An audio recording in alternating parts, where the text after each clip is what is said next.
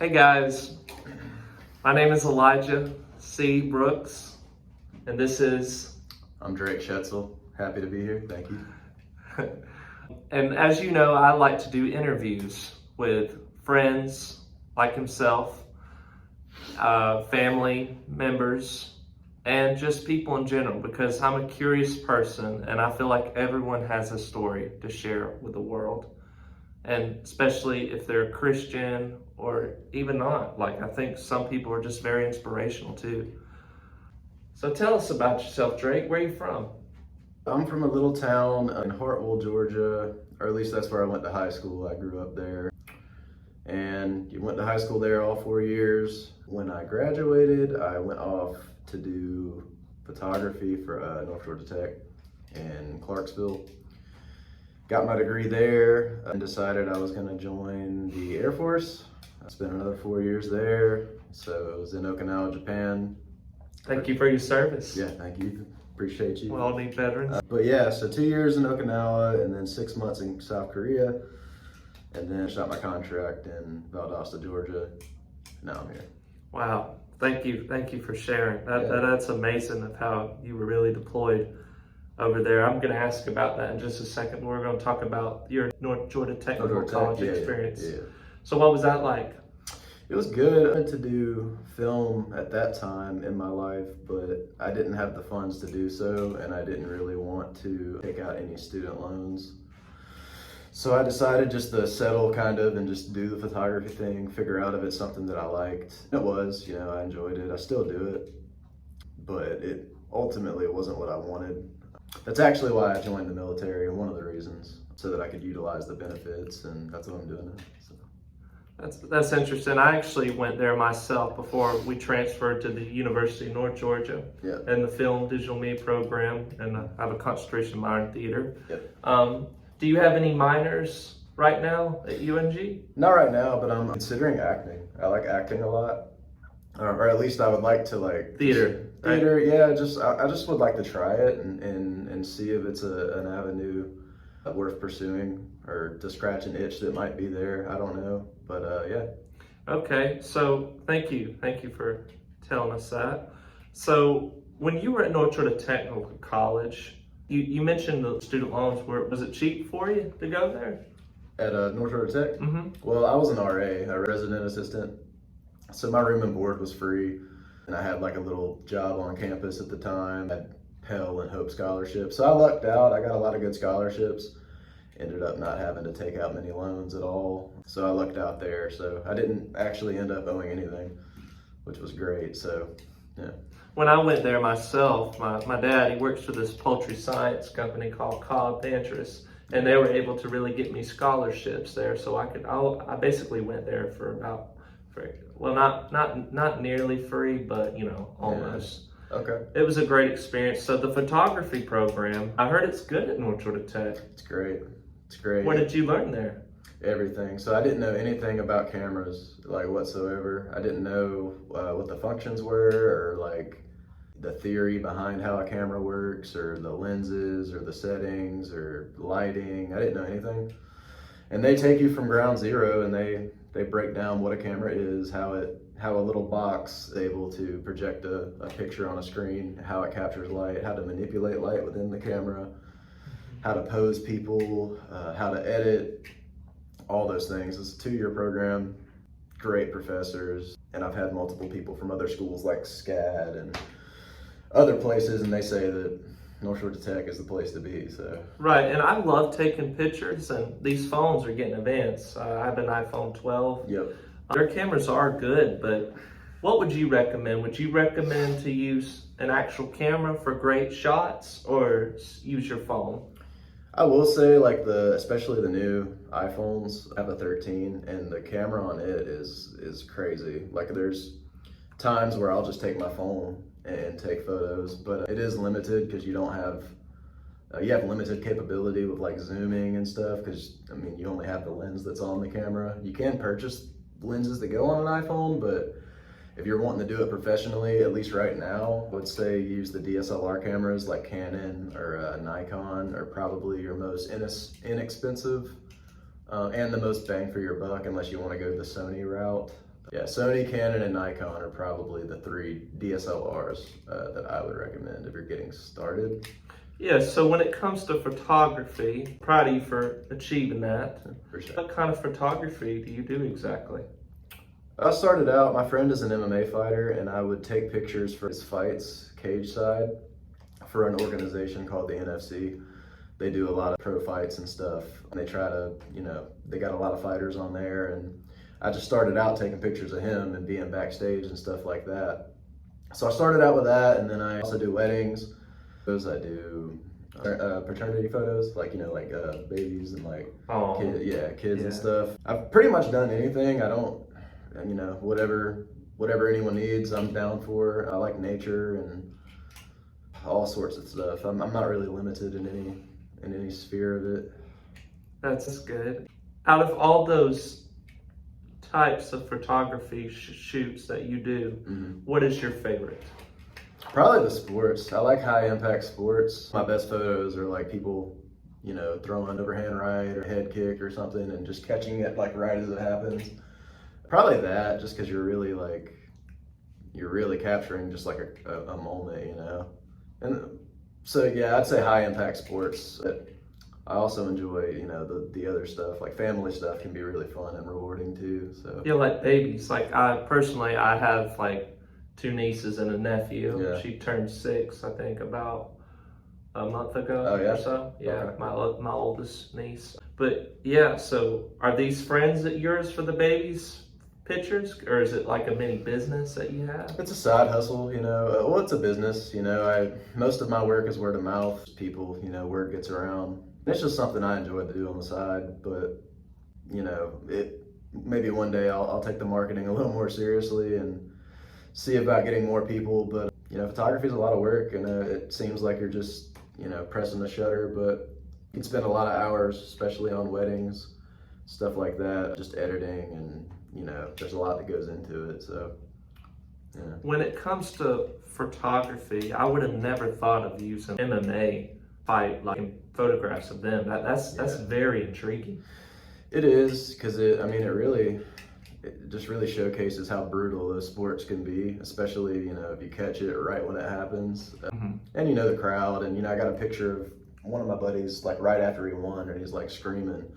The other guy's like, he's got his head down. And that's really like a moment, Like a Rocky Balboa moment, right? From the movie Rocky, except for it's just not MMA. Yeah, I'd say I'd compare it to that. But if you knew the context of that fight and, all the drama that was taking place, all the stuff that was happening backstage between my friend and the other fighter, and the trash talk and all that stuff, the trash talk in the ring, and then seeing my buddy win and getting that moment, of him like really embracing the moment. That's what photography is all about, I think. Right. I think that's what makes you stand out, Drake. Out of all the photography, and I'll tell this to my audience, I would have never thought of a photographer like you would be like shooting MMA fights. Imagine if you had met Bruce Lee and just taking pictures of him. Yeah, if I could travel back and get some shots of him, that'd be pretty sick. Well, martial arts, and speaking of martial arts, I took it myself. I took Hapkido Sungwon Kwan. It was a South Korean martial arts style. Yeah, you got a top blue belt, but it was just learned for self-defense, and it got me in shape, honestly. Yeah, you ever miss it? Oh yeah, I still got my instruction manual, but I'm out of shape when it comes to. Did you ever actually try to do MMA yourself? Actually, yeah, I did. Well, I wrestled in high school. That was my first sport I really got into. And then I did MMA because my buddy was doing it. The first time you get hit in the head or kicked in the head or hit really hard by someone who is trying to hurt you, realize very quickly if it's for you or not. I think it could have been for me, but coming from the family I did, I didn't have the safety net of if I get hurt, there's no one in my corner to pay my medical bills. It was all me. So I chose not to go that route, but I did enjoy it. It's a lot of fun. It's very very gruesome. It takes a special kind of person. You have to be really mentally tough to go through what those guys do. My grandpa, my maternal one, my Papa Loggins, he likes to say to me all the time, son, I'm a lover, not a fighter. And I'm like that too. I'm a people person. And I don't think it's just because Well, it's mostly because I'm a Christian, but it's because like I don't like hurting people. I don't either. And so, Yeah. is that why I got you out? Because like you didn't really want to hurt this person.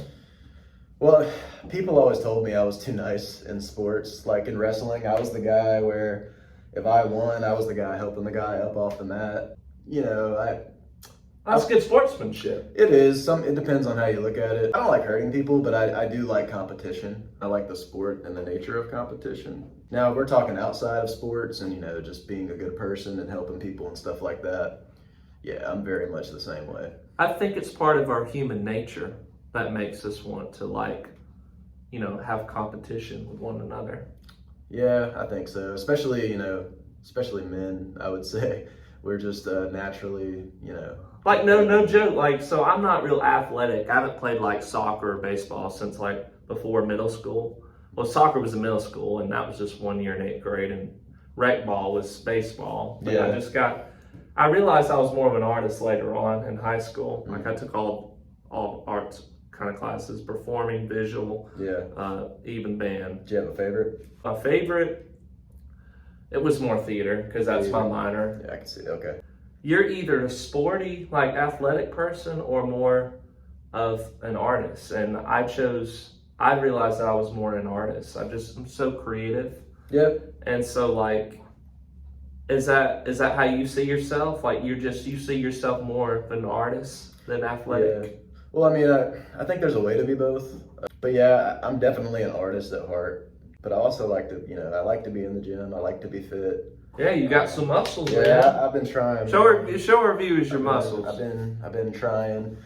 I've been in the gym for a while now. I used to work at the gym, and I'll say that to anybody, any artist, or you know, you don't have to be one or the other. Even if you're like a content creator, you know, like a YouTube streamer, you can absolutely still be fit. It's all about how bad you want it.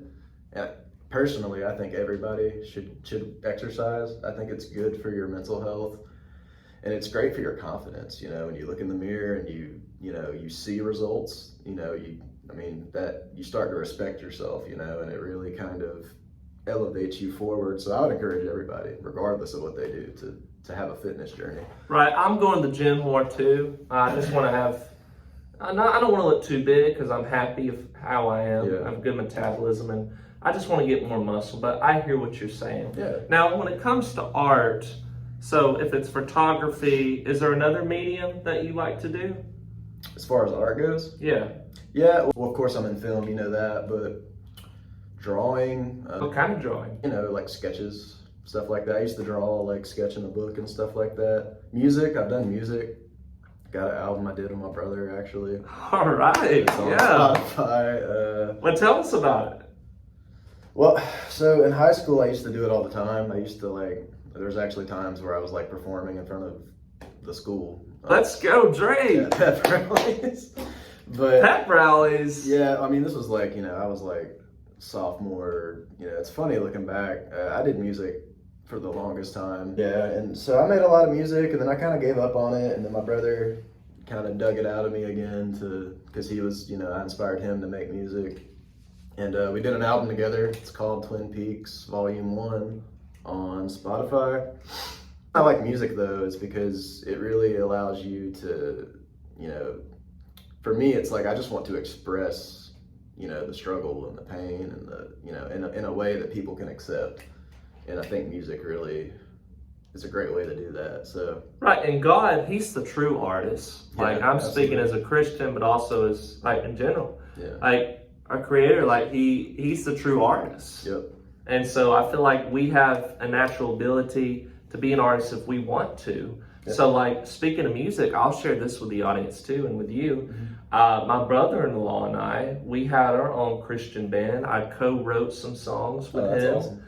And we were called The Awakening. I played the rhythm guitar and I did some background singing a little bit. Oh, cool. But we didn't get on Spotify, so I'm real proud of you.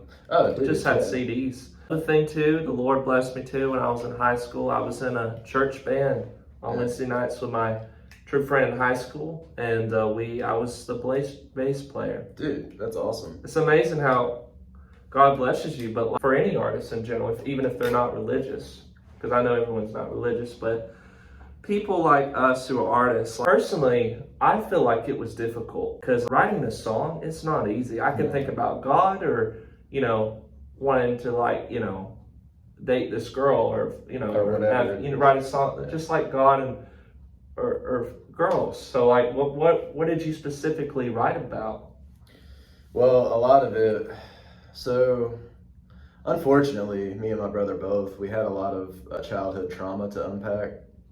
We just had like really rough upbringings. Like, didn't have our mom really, wasn't really around. At least my dad wasn't really around. And there was a period of time where I lived with my brothers at my stepdad's parents' house. We lived there for a long time. And others, they absolutely idolized me because I was the older brother, My mom eventually got me back, but she couldn't get them back. And I left to go live with her, and we kind of got separated. And so the album me and my brother wrote was kind of like his struggle of like me leaving because he looked up to me so much, and like my message to him as to why all that happened and where I was at mentally. And then beyond that, it kind of is just like the album is kind of like a journey of then to now. It's only like 9 songs. It's really like an EP. It's not an album, but it's a quick little collection of things. So I think music can be drawn from anything. But I listen to all kinds of music. What's your favorite band? Band? Yeah. I like Rise Against. Rise Against? Yeah, that's a good band. We have no idea what they go through as far as putting that work out there and making, because a lot of music I listen to, honestly, I like most of it all, but I listen to it more of it just because I like the rhythm, the actual sound, the beat to it. Yeah, I don't really know the actual meaning until I listen to it a few more times. Like I was listening to the song by the Red Hot Chili Peppers, their song called Californication. Yeah, it's a great song. Well, it's actually related to like a conspiracy theory. Oh. Like age well, like you want to age well. And there's been some reports of people like wanting to stop people from getting old. So it's amazing how a lot of people like ourselves, we listen to music, but we really don't know the meaning to it until the artist either interprets it or we do. I would agree with that. What's your favorite type of music when it comes to genres? Well, starting out, see, I like the lyricism. I like the beats too.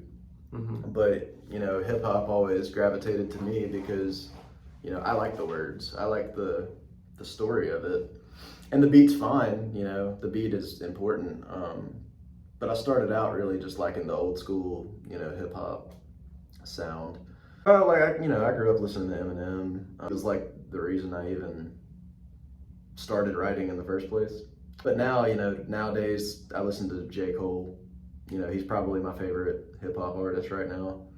Yeah, I'm not a big hip hop or rap kind of guy, but when I read the stories of some of these artists like Eminem, like wasn't he like suicidal at one point? Yeah, I mean, he was bad on drugs at one point with sleeping pill medication and addiction, stuff like that. And I think a lot of people who are famous and rise to fame and all that stuff, a lot of them get to that point, I would say. Thank you for sharing. So I'm gonna change the subject now. Yeah, go ahead. So when it comes to your military service, elaborate on that. What about it? So like you went from photography and then you decided I'm gonna go serve my country. Tell us about that. It was a lot of factors.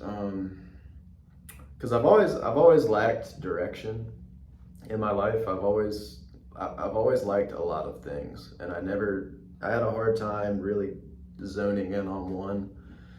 And I feel like the military for me, I wanted to serve my country. That was one of the reasons. But another reason was to kind of just, give me direction, grow up a little bit, mature. I just wanted to be a better man, I wanted to really get better at making really hard decisions and performing under pressure and being able to focus. I wasn't happy with where I was, and I was seeing all these people around me in school, they were going to the military and they're like, they were set up for life and they were, doing great things, and I was working at Walmart and, You know, I was putting back items back where they go and running the register, and I just remember thinking I want more. You know, I don't want to do this forever. And I don't think the military was necessarily the answer, but I think it was like a stepping stone to get to where I wanted to be. And so that's what it was. And so I went to the military, and I mean, I think that's what I got out of it. There was a lot of great times, a lot of good friendships manifested out of it. There were a lot of hard times, talk about mental health and all that. You know, I went through some rough spots with the military and the pressure that entailed, but overall, I'm happy I did it. I wouldn't take it back. And I got to see some really awesome stuff. I got to see Okinawa, Japan, South Korea. Yeah, they say it makes you more of a man. Like when I took martial arts, like I felt more disciplined. Mm-hmm. But like the military, don't they like break you down until you like? Is that what happens? That's the idea. Is they break you down so that you can build yourself back up, and they just hold you to a higher standard. You know, they really, and the core values in the Air Force is service or integrity first, service before self, excellence in all we do. That's like the three big things in the military. Excellence always. Good point. You said the Air Force. Now, out of all the branches, why the Air Force? You know, I think I picked the Air Force because I was interested in aircraft maintenance. Well, I say I was interested in aircraft maintenance. Really, I wanted to branch out and get out of my comfort zone. And you talk about being an artist and moving away and doing this whole other thing. The reason I did that was because I wanted to kind of broaden my horizons and just get out of my comfort zone. And I just wanted to learn a new skill, you know. And aircraft maintenance was if I was going to do maintenance, aircraft maintenance was my go-to. And there's great benefits in the Air Force too. All of them do, but you know, everything I heard about the Air Force was always good things. So I love airplanes. I remember when I went on my first flight, no joke, first flight 2 years ago to Las Vegas. It was for my mama's nurse practitioner conference, and like I remember taking off, and like I before I even took off, I remember telling people about it. They were like, "You never flown before?" No, it's a lot of money. Yeah. So like, did you even get to fly besides work on the? You mean go up in the helicopter? Oh, the helicopter? Yeah, well, yeah, I worked on helicopters, yeah. Or HH-60s, Pave Hawks, yeah. Oh, not airplanes?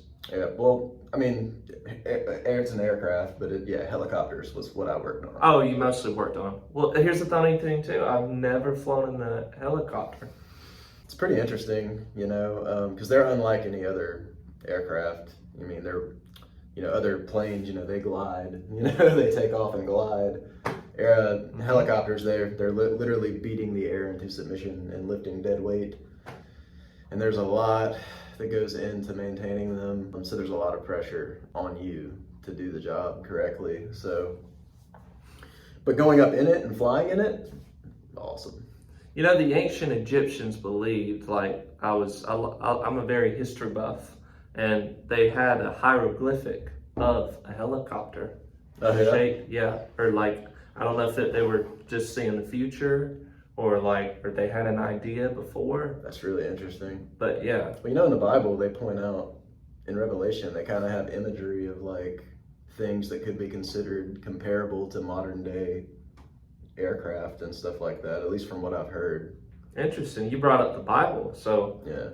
Thank you for sharing your faith. You want to talk about that? About the Bible?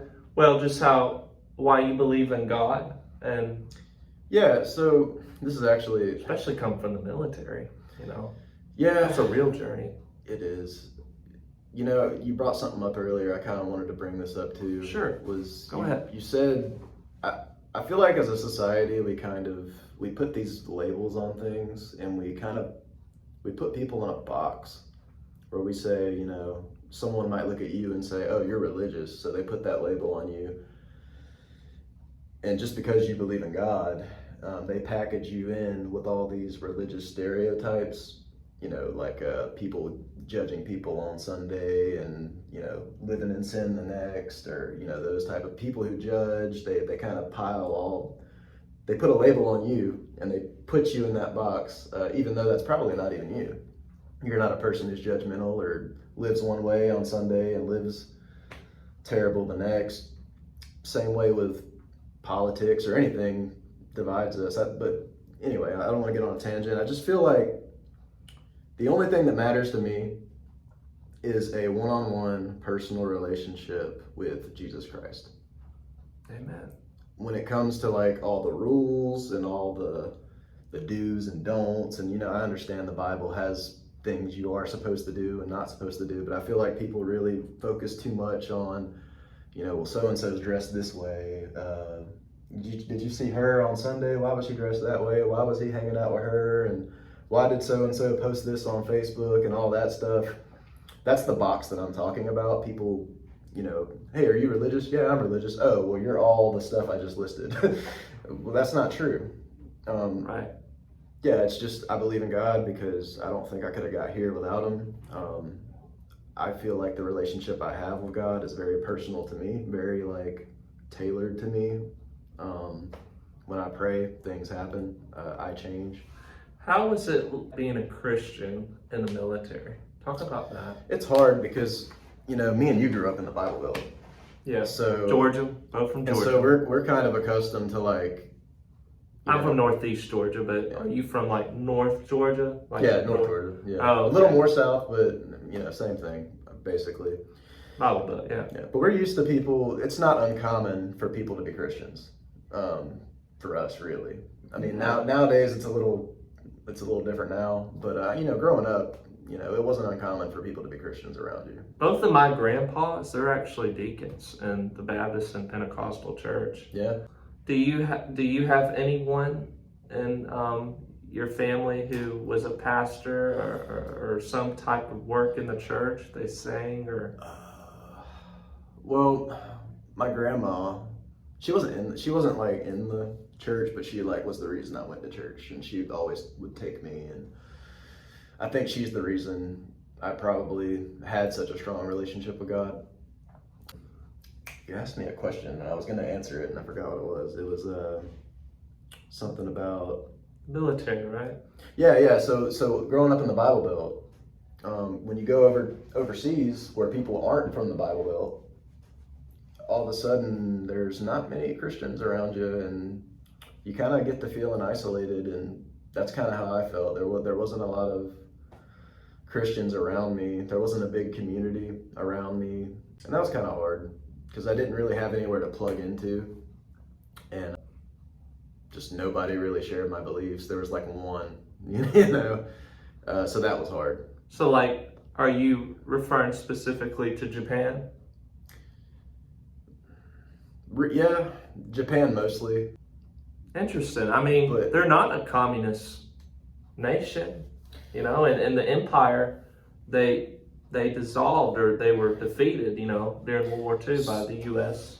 Argentine allies. So I'm more referring to the Americans in the Air Force, like. Oh, the Americans in the Air Force. Yeah, because the people I work with, they're from California and Ohio and Wyoming and all. They're not in the Bible Belt. Yeah, that was a misconception. I just continue. No, that's all I was saying. It's just they're being around people that are different from you and are from other places, different cultures. Was hard.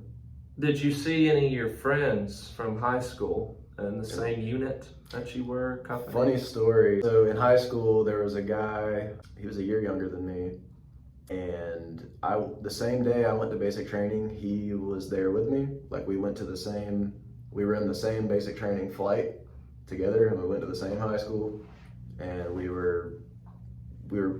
basically had, our beds were like right next to each other, like in the bay or whatever. And it was like, and it's so crazy because so many people go to basic training, and just the fact that we were in the same flight, to me, it was unheard of, So it was pretty cool getting to experience that with somebody that I somewhat knew. I will share this, and I'll tell this to the audience. My grandpa was in the National Guard, and this was before Vietnam, and he was a milkman during the week, he tells me. And I've got to know him really personally. I feel very blessed.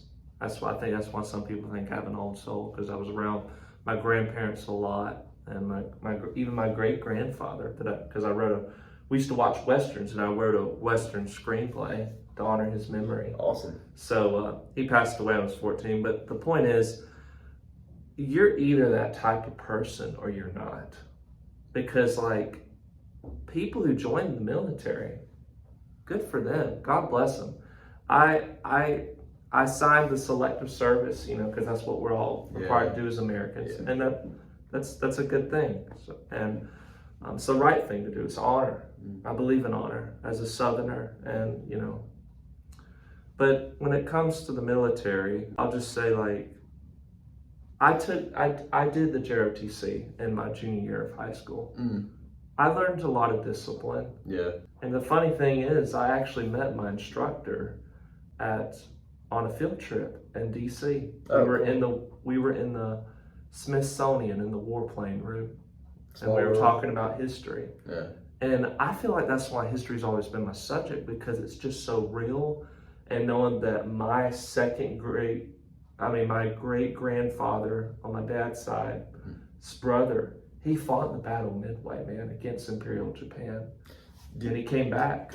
Do you think that's why you have a great appreciation for history, because you have people in your family that you respect that were just a part of stuff like that? Do you think Yeah. So like, this is controversial to some of y'all, but being a Southerner, sometimes it's hard. But most of my family, my ancestors, they fought in the Civil War, the war between the states, and it was on the Confederacy, the South. Yeah. And like, on my grandpa Brooks' side, he would be my third great grandfather, James Washington Brooks. He got his toe shot off at the Battle of Chickamauga. I haven't been there, but he survived the war and became a reverend. And on my mama's side, it was mostly on my mama's daddy's side. Okay. It was two sons and their daddy who signed up at the Dahlonega courthouse, and they were in Phillips Legion, I believe. Yeah. So, and since you're a Southerner yourself, like, and another one on my mom's side too, but the point is, like, I'm very thankful it's in me. Like, I don't just say I'm a Southerner. I really have. You got it in you. I got it in me, man. Yeah. So, like, you being a Southerner too. Yeah. Do you know any ancestors that fought in the past wars, including the Civil War? I know that I have relatives that fought in wars and stuff like that. I actually have book. I'm actually related to a guy, according to my grandfather. He's like my great something, I don't know. But his name was Jim Bowie, and he created the Bowie knife, and he fought in the Alamo. And I'm related to him, apparently. Did he survive the Alamo? Yeah. Well, from what I've heard, yes. So that's like always that's like my ancestor that I always thought was pretty cool. And people need to understand this. Like, history is not boring. Like, if you just talk about your family history, that's how you can start liking history. It's amazing. Is it your favorite subject? Because it's always been my favorite subject, literature and the arts. I've gained an appreciation for it as I've gotten older. Well, yeah, you were in the military. Yeah, well, I think that's kind of what started my appreciation for the past. Because, there's a whole nother world before you existed, where all these things happened, and I think it's important to acknowledge that, especially if you... And I talked to this man one time, and he said, here at the college, and I think he was with the Multicultural Affairs team, and he said, a lot of people today, they don't believe in loyalty. And I feel like because of growing up around my grandparents a lot, and the reason why I was around them all the time, my mom and daddy raised me, but like, she would drop me off in the North Tower. And so like, I can't help that. It's just instilled in me. Like loyalty? Well, not just loyalty, having like an old soul. Yeah. Like, of course I'm from this era, but I don't. You don't feel like you are. I don't feel like I am. No. What about you? Do you feel like you're in this era? No. I think I'm an old soul too, man. I think we're a lot alike, actually, and just in the way that we don't like to hurt people. And beyond that, I don't like to see people hurt. I like when I see people hurt, it makes me want to help them. Like, I can't really It's instinctual. Yeah, is it a Christian thing too? I think so. I think it goes hand in hand with it. Okay. So about your service in the military, when you were in Japan, like I can't imagine what they went through. What? Well, we had to win the war, of course. Yeah. But like, and was it Nagasaki and Hiroshima where they dropped the atom bomb? Yeah. Okay, so did you encounter any Japanese over there? Oh, did I? Like people who experienced it? Yeah. I mean, I'm sure. So the thing is, over there is like people speak English, but I was on a small island, right? I wasn't in the mainland of Japan, so I was in a very small island that was kind of Americanized. So like more people on that island spoke English than like say Tokyo. But even then, it was like broken English. What's the name of the island? Okinawa. Okinawa. Fun fact: that's where Mr. Miyagi from Karate Kid was born, or he lived there, or. No way! Yeah, Really? The original Karate Kid? Yeah, Mr. Miyagi, he was, Okinawa was where he was, or he spent time there, I know. The actor? Or like... The act, well... He plays wax on, wax off? Yeah, the actor. That is so cool. And I saw Hacksaw Ridge, too. Hacksaw Ridge is in Okinawa, Japan. Have you seen that movie? Yeah. Yeah, it's in Okinawa, The Japan. story of, what's his name? What's his name? Does it start with a D? It's Desmond Miles. Miles? Is that it? Is that right? No, that's Assassin's Creed. I was about to say, that sounds like Assassin's Creed. They know what we're talking about. No, what is his name? I gotta look it up. Yeah, look it up. While I'm asking this. So I was like, that can't be. So does he still live there or no, Mr. Miyagi? Oh, I don't know. I just saw a photo of it. Like it was like on the Okinawa page. It was like "Happy Birthday, Mr. Miyagi," and it was like a picture of him next to the Air Force Base or somewhere close to the Air Force Base. Drake, you're gonna like this, and I'll tell y'all this too. If y'all don't know, I worked at a Greek restaurant for 2 years and had a good run there. And now, starting from September till the present now, I'm officially working for a Japanese restaurant. And I gotta tell you, I absolutely love it. And I would actually like to try sushi in Japan. But that's another thing for right now. I want to talk about, your experience. So like, how long were you on that island? 2 years. And you were just with your company, your unit? My unit, yeah. Okay, so just elaborate on it. Well, it's really crazy because you go from just being the minority is so weird. Because here in America, you go from that to all of a sudden everyone around you doesn't speak English. They're also a lot nicer. The culture over there, they're just so nice. Like, they're so considerate. Everywhere's clean. They don't litter. You go to like a mall where the escalators are, they move over so you can get past them. Fun fact, it's actually like insulting to tip over there at a restaurant. You're not supposed to tip. Because they think it's disrespectful. Now, well, I thought they're supposed to make money, right? How is it disrespectful to the Japanese? Because their culture looks at it like you're taking pity on them, like like you don't think they have enough money, so you're like pitying them and giving them money. Like that's kind of how they look at it. So I guess they make enough money with their job? It's just the culture, the way they look at it. So like, okay, where did y'all live when you were over there? Like, were you in the middle of the island? Middle of the island? On one of the biggest Air Force bases there is. I think it's the second biggest, or it's one of the biggest. Okay, is there like I love Japanese architecture. Yeah. And not just historical, but mostly historical. And I was thinking of like Mortal Kombat, the video game? Yeah. Of like Scorpion, Hanzo Hasashi. I don't mean to, I'm not trying to go off on a tangent, but I'm just trying to say like, working at a restaurant myself, and in the game as well, like you'll see, well, not the game, the actual movie, you'll see his house. Yeah. And like, don't they have like bamboo and like, I just love how Well, so if you're talking about architecture, I will say, first of all the roads are like way smaller than here in the U.S. All the cars are way smaller, and of course you drive on the other side of the road. But like, you actually get taxed more to have a big vehicle over there. Okay. So like how we have big old trucks and stuff like that, you don't see that in Japan. Okay, so you said they're friendly. I've been told I'm friendly. You're friendly.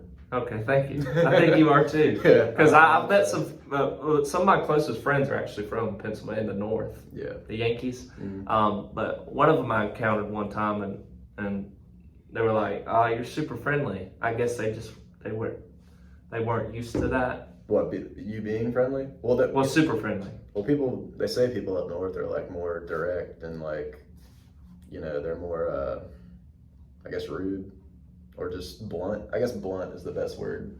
Like they're just like, they're not about small talk and stuff like that. I don't know if that's stereotypes. They're not about long conversations like we have. I guess right? they're not used to, people like us doing things, getting it done quick. Yeah, I would say so. Wow, I'm grateful. Praise you, God, for letting me be from the South, and I bet you are too. So, but going about from Japan, what we were speaking about earlier. Yeah. So, tell me the relationships you formed besides your unit. Like, was there a man, a woman, or? Yeah, there was a guy. He was my supervisor. His name was Sergeant Moss. He was my best friend in the military. I went through a period of like being really stressed out. My mental health wasn't the best. And I would hang out with Moss every Saturday with a bunch of other guys. And we would play Super Smash Bros. For the Switch. But we would play it like competitively. We would actually travel and go to tournaments and like we were. That's cool. And that was like my out, I had something to look forward to every Saturday because we would go over to Moss's house and we would just, we would hang out, play some games. And you had a real brotherhood, Drake. Yeah.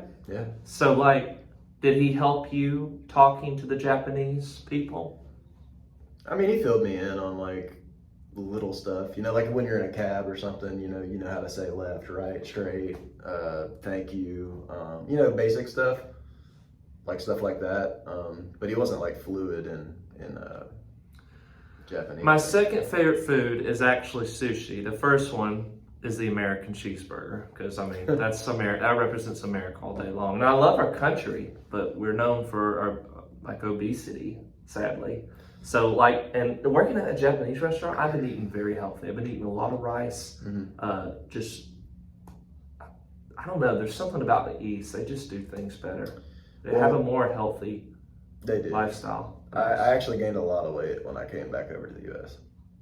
Yeah? So you're saying you like lost weight and probably did exercise with them? Yeah, I mean, because I mean, in the Air Force you have to be, you have to be fit. But even their processed food, like, like their McDonald's and stuff over there. They have a McDonald's. and like the food isn't as greasy. The fries aren't as salted. They actually have their own menus. Like it's like stuff that's not even over here. Do they have rice?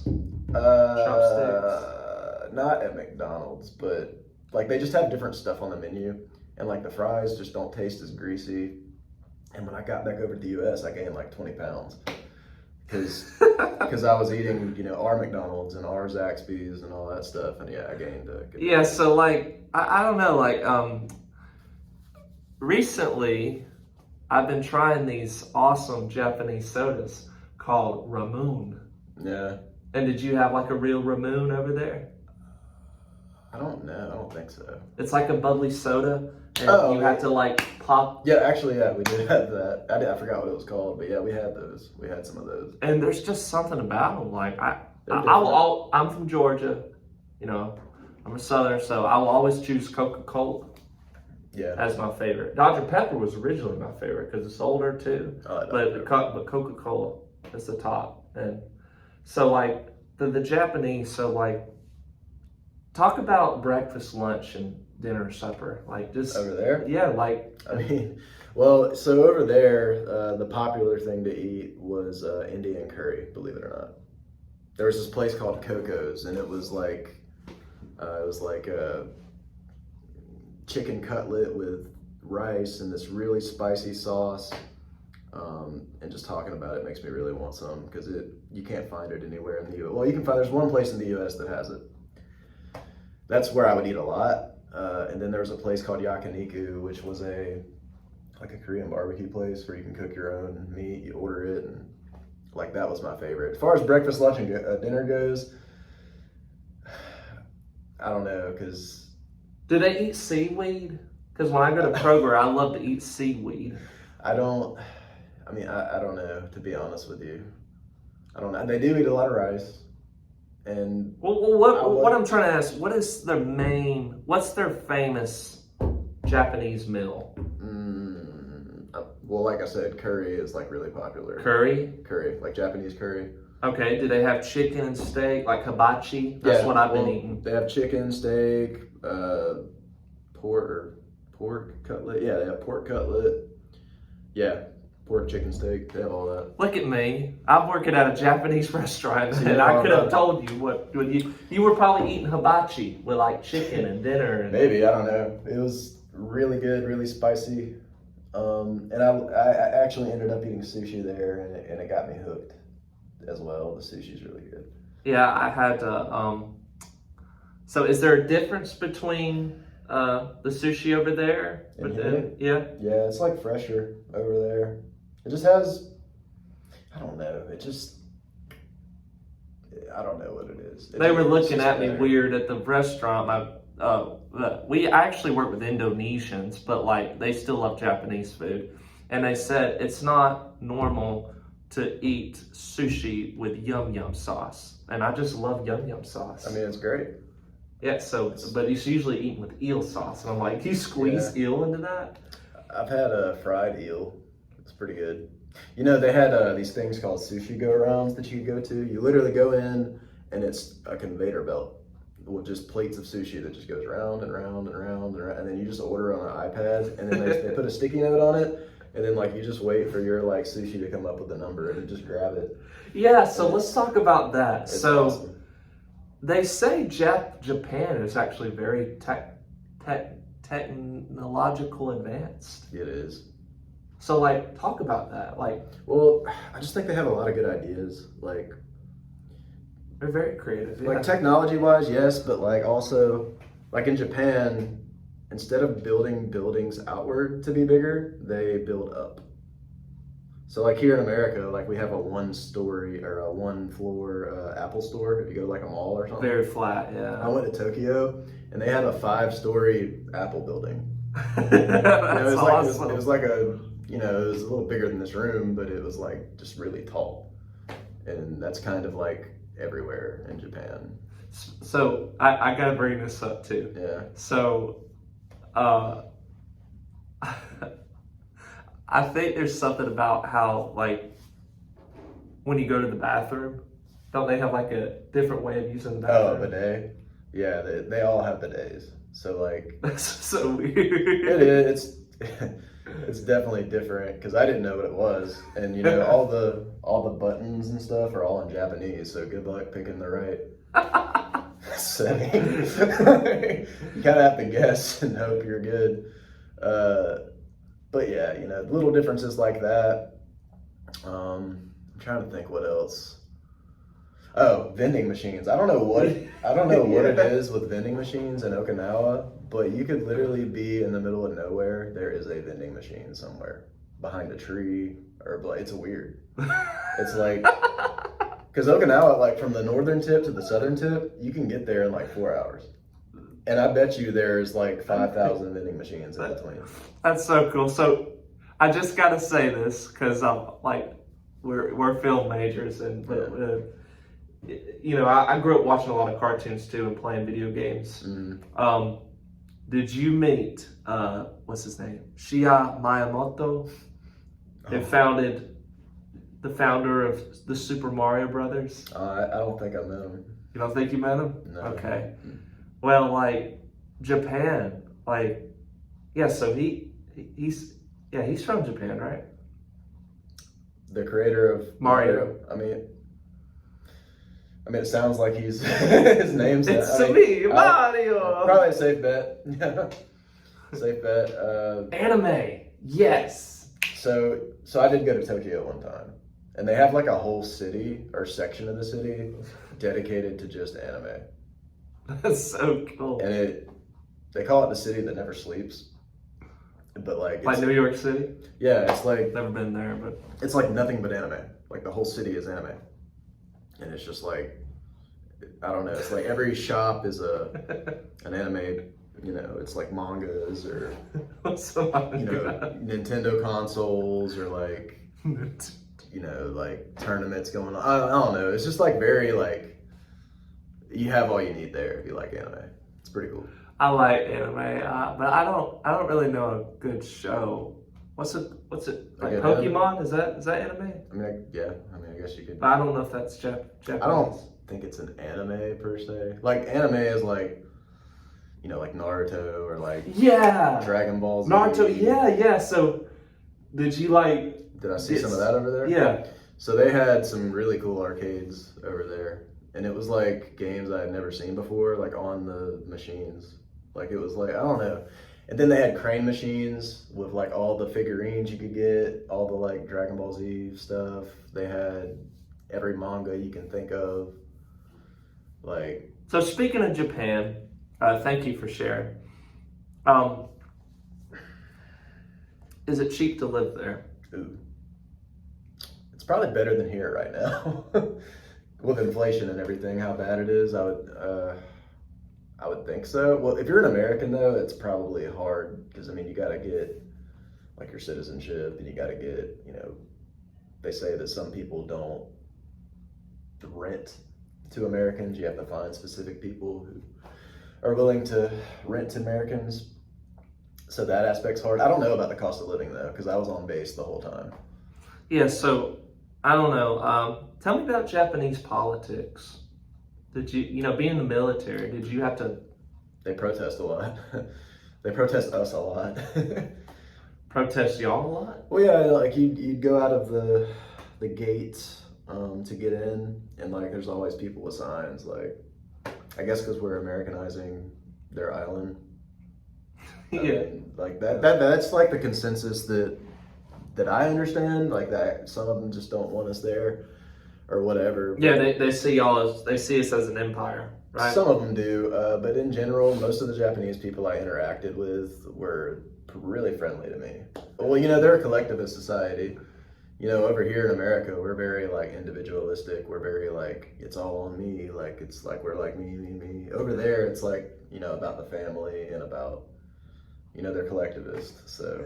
Yeah, I will say this, the Japanese, I'll say this seriously, the Japanese prime minister, not the current one, but the former one, I think, wasn't he assassinated? Who was it? It was the prime minister. The prime minister. Yeah, wasn't he assassinated? Oh, God. Not the current one. I honestly don't know. I should know, but I don't know. Well. Again, I was on a small island, so, all the stuff on mainland I probably didn't hear about. They did shoot a missile over Japan. North Korea did at one point. And we almost went to war while I was over there. Oh my gosh. So like with North Korea? Yeah. Like we were like really close. Well, I'll tell you this.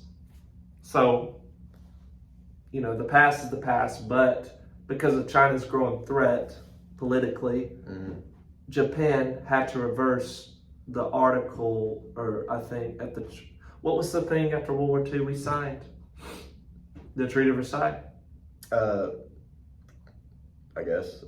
I'm not big, like, dude. Okay. I'm not as up to date on history as you are. Anyway, I can't remember it itself, but they had to reverse to what they originally were. So like they're rebuilding their military as we speak. China? No, Japan. Yeah. But this time they're going to be on our side if it comes to war. So, but God have mercy on us. Drake, is there anything you would like to say before, we end this interview? I enjoyed it. I've never gotten to do this, so it's fun to share, and thanks for having me on and including you. You have a story to tell the world. Yeah, and thank you for whoever's watching. Yeah. Whoever All right, cares, guys. listen to me. Next time on Elijah, the interviewer, we'll interview someone probably. Who knows? Who knows what the future. Thank you, Drake. It was Yeah. a real pleasure. Appreciate you. God bless. Cool.